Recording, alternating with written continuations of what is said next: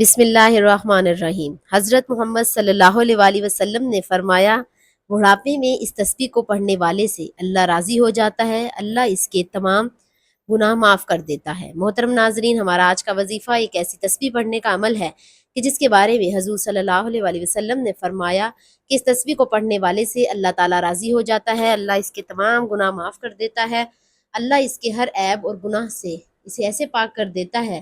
وہ تسبیح یہ ہے۔ حدیث سے ترمذی شریف میں روایت ہے کہ ایک بوڑھا شخص نبی کریم صلی اللہ علیہ وآلہ وسلم کی خدمت میں حاضر ہوا، عرض کی کہ گناہ بہت زیادہ ہو چکے ہیں، عمر بھی ہو چکی ہے، اللہ کی نافرمانیاں اور گناہ بہت رکھتا ہوں، جنت کا سوال ہے۔ رسول اکرم صلی اللہ علیہ وسلم نے ارشاد فرمایا، جو شخص یہ تسبیح پڑھتا ہے اللہ تعالیٰ اس سے راضی ہو جاتا ہے، اس کے تمام گناہ معاف کر دیتا ہے، اس پر اللہ تعالیٰ کی رحمت برستی ہے اور ان کے تمام گناہ معاف ہو جاتے ہیں۔ اس بوڑھے شخص نے یہ ارشاد سن کر نعرہ تکبیر کہا اور روزانہ وہ اس تسبیح کو پڑھنے لگا۔ نبی پاک صلی اللہ علیہ وسلم نے فرمایا، اگر یہ تسبیح جو بھی پڑھے گا تو وہ جنت میں داخل ہوگا۔ وہ تسبیح کون سی ہے، اس کے بارے میں جاننے کے لیے گزارش ہے کہ ویڈیو کو آخر تک لازمی دیکھیں۔ اس ویڈیو میں آپ کو مکمل طریقہ کار بتایا جائے گا کہ آپ نے وہ تسبیح کس طرح، کس طریقے سے اور کتنی تعداد میں پڑھنی ہے۔ ناظرین، ویڈیو کو بالکل بھی سکپ یا کاٹ کر نہیں دیکھنا، کیونکہ یہ عمل ضائع ہو جائے گا، اور یہ تسبیح پڑھتا ہے تو اللہ تعالیٰ اس کے تمام گناہ معاف کر دیتا ہے اور اس کے ہر عیب پر پردہ ڈالتا ہے۔ اللہ تعالیٰ ایسے شخص سے راضی ہوتا ہے اور اللہ تعالیٰ یہ تسبیح پڑھنے والے سے خوش ہوتے ہیں جو شخص یہ تسبیح پڑھتا ہے۔ اللہ تعالیٰ قیامت کے دن اس کی نیکیوں کا پلڑا بھاری کرے گا اور گناہوں کو معاف فرما دے گا انشاءاللہ۔ ناظرین، وہ تسبیح یہ ہے، جو شخص کسی بھی فجر کی نماز کے بعد یا دن میں جب آپ کو وقت ملے یہ تسبیح پڑھ سکتے ہیں۔ یہ تسبیح پڑھنے سے پہلے آپ نے درود پاک لازمی پڑھنا ہے۔ درود پاک آپ کوئی سا پڑھ سکتے ہیں، ایک بار ثواب کی نیت سے میرے ساتھ بھی درود پاک پڑھ لیں۔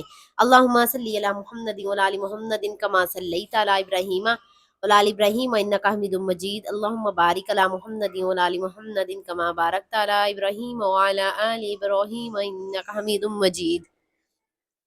درود پاک پڑھنے کے بعد آپ نے ایک تسبیح استغفر اللہ رب من کل ذنب واتوب الیہ پڑھنی ہے۔ یہ استغفار کی تسبیح آپ دن میں کسی بھی وقت پڑھ سکتے ہیں۔ یہ تسبیح پڑھنے کے بعد آپ نے اللہ تعالیٰ کے مبارک ناموں کی تسبیح پڑھنی ہے، یا غفار، یا غفور، یا عفو۔ ان تینوں ناموں کو ملا کر پڑھیں گے تو ایک شمار ہوگا، اور آپ نے یہ تسبیح کے دانوں پر یا ہاتھوں کی انگلیوں پر گن کر پورے 100 مرتبہ ان ناموں کو پڑھ لینا ہے۔ انشاءاللہ ان ناموں کی برکت سے اللہ تعالیٰ بندے سے راضی ہو جائے گا، اس کو تمام کبیرہ اور صغیرہ گناہوں کو معاف فرما دے گا اللہ تعالیٰ۔ ان تینوں ناموں کی تسبیح پڑھنے کے بعد آپ نے آخر میں اتنا ہی درود پاک پڑھنا ہے جتنا وظیفہ شروع کرنے سے پہلے پڑھا تھا۔ درود پاک پڑھنے کے بعد اللہ تعالیٰ سے اپنے گناہوں کی معافی مانگنی ہے، سچی توبہ کرنی ہے۔ توبہ کرنے کا مقصد یہ ہوتا ہے کہ آئندہ کوئی گناہ نہیں کرنا، تو اس طرح کا عزم کر کے آپ نے توبہ کرنی ہے، نیک اعمال کرنے کی طرف توجہ دینی ہے اور نماز پنجگانہ ادا کرنے کا ارادہ کرنا ہے۔ حضرت ابو ہریرہ رضی اللہ تعالیٰ عنہ سے مروی ہے کہ رسول اللہ صلی اللہ علیہ وآلہ وسلم نے ارشاد فرمایا کہ انسان پر صدقہ واجب ہے۔ اس طرح ایک اور جگہ آپ نے ارشاد فرمایا، تم میں سے جو آدمی بھی صبح کا سورج دیکھتا ہے اس کی ہر جوڑ پر صدقہ واجب ہوتا ہے۔ یعنی نبی کریم صلی اللہ علیہ وسلم کے ارشاد کی روشنی میں ہمیں پتہ چلتا ہے کہ جیسے ہی ہم پر اگلا دن چڑھتا ہے ہمارے جتنے بھی جوڑ ہیں، یعنی ہمارے جسم میں 360 کے قریب جوڑ ہیں، ان تمام فہرست کا صدقہ واجب ہو جاتا ہے۔ لیکن ہم میں سے ایسے کتنے لوگ ہیں جو اپنے جسم پر واجب ہونے والے اس صدقے کو دیتے ہیں؟ ہم میں سے زیادہ تر لوگ تو تب ہی صدقہ دیتے ہیں جب ہم بیمار پڑ جاتے ہیں یا ہم پر کوئی مصیبت نازل ہو جاتی ہے۔ اس سے پہلے تو صدقہ دینے کا نہ تو ہمارے ذہن میں کوئی تصور ہوتا ہے اور نہ ہی ہم میں سے زیادہ تر لوگ صدقہ دیتے ہیں، اور یہی وجہ ہے کہ ہماری زندگیوں میں اچانک سے مصیبتیں، پریشانیاں اور تنگ دستیاں چلی آ جاتی ہیں، اور ہمیں سمجھ نہیں آ رہا ہوتا کہ ہم اپنی زندگی میں ایسی کون سی غلطی کر رہے ہیں جس کی وجہ سے ہماری زندگی میں مسائل اور پریشانیاں بڑھتی جا رہی ہیں، ہم پر بلائیں نازل ہو رہی ہیں، ہم پر رزق کی تنگی ہو رہی ہے اور ہم مسلسل پریشانیوں کے بوجھ تلے دبتے جا رہے ہیں۔ اصل میں وہ وجہ ہے صدقہ کا نہ دینا۔ اسلام میں صدقہ دینے کی بہت زیادہ فضیلتیں ہیں۔ کہا جاتا ہے کہ بے شک مومن قیامت کے تک اپنے صدقے کے سائے میں ہوگا۔ رسول مسلمان ہونے کے ناطے یہ نہ صرف ہمارا ایمان ہے بلکہ عام مشاہدہ اور تجربہ بھی ہے کہ ہم اللہ تعالیٰ کی راہ میں خرچ کرتے ہیں، اپنی نیت صاف رکھتے ہیں اور دکھاوا نہیں کرتے، تب اللہ تعالیٰ اس نیکی کو کئی گنا بڑھا کر ہمیں واپس لوٹا دیتا ہے۔ اللہ تعالیٰ نے قرآن مجید میں ارشاد فرمایا، اے ایمان والو، اللہ کی راہ میں ہمارے دیے ہوئے میں سے خرچ کرو، ہم انسانوں کے اوقات کچھ نہیں، نہ ہی ہمارے بس میں کچھ ہے۔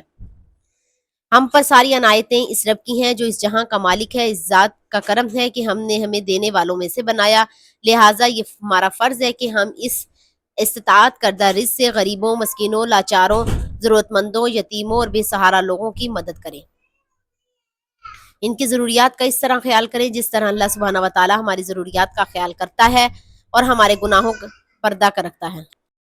میری اللہ تعالیٰ سے دعا ہے کہ اللہ تعالیٰ ہمیں صدقہ کرنے کی توفیق عطا فرمائے اور ہم سب کی حاجتیں پوری کرے۔ اے اللہ، تو نے دست دعا کا ذمہ لیا ہے تو میری دعا کو رد نہ کر، اور جب کہ تو نے مجھے دعا کا حکم دیا ہے تو میری دعا اپنی بارگاہ الہی سے روک نہ دے، اور جن چیزوں سے میری دینی اور دنیاوی مفاد وابستہ ہیں ان کی تکمیل سے مجھ پر احسان فرما، جو یاد ہو اور جو بھول گیا ہو، ظاہر کی ہو یا پوشیدہ رہنے کی ہو، اعلانیہ طلب کی ہو یا پردے کی، ان تمام صورتوں میں اس وجہ سے سوال کیا ہے، نیت و عمل کی اصلاح کرنے والوں اور اس پر بنا کے تجھ سے طلب کیا ہے، کامیاب ہونے والوں کے اس سبب کہ تجھے پر بھروسہ کیا ہے، غیر مستعد ہونے والوں میں سے قرار دے اور ان لوگوں میں شمار کر جو تیرے دامن میں پناہ لے کے تجھ سے بیوپار میں فائدہ اٹھانے والے اور تیرے دامن عزت میں پناہ گزر ہیں، جنہیں تیرے ہمہ گیر فضل اور جو دم کرم سے رزق حلال میں فراوانی حاصل ہوتی ہے، اور جو تیری وجہ سے ذلت سے عزت تک پہنچتے ہیں اور تیرے عدل و انصاف کے دامن میں ظلم سے پناہ لی اور رحمت کے ذریعے بلا مصیبت سے محفوظ ہے، اور تیری نیازی کی وجہ سے فقیری سے غنی ہو چکی ہیں، اور تیرے تقوی کی وجہ سے گناہوں کی لغزشوں اور خطاؤں سے معصوم ہیں، اور تیری اطاعت کی وجہ سے خیر و رشد و ہدایت کی توفیق انہیں حاصل ہے، اور تیری قدرت سے ان کے گناہوں کے درمیان پردہ حائل ہے، اور جو تمام گناہوں سے دستبردار ہوں اور تیرے جو رحمت میں مکین ہے، تو ان سب کا حامی و ناصر ہو۔ آمین ثم آمین۔ دعا ہے کہ اللہ تعالیٰ نیکی کی بات کو سننے، سمجھنے اور اس پر عمل کرنے کی توفیق عطا فرمائے۔ آمین ثم آمین۔ ناظرین، آپ سے گزارش ہے کہ اللہ تعالیٰ کے 99 ناموں میں سے ایک نام ضرور ٹائپ کریں۔ اللہ پاک ہم سب کا حامی و ناصر ہو۔ آمین۔ جزاک اللہ خیر۔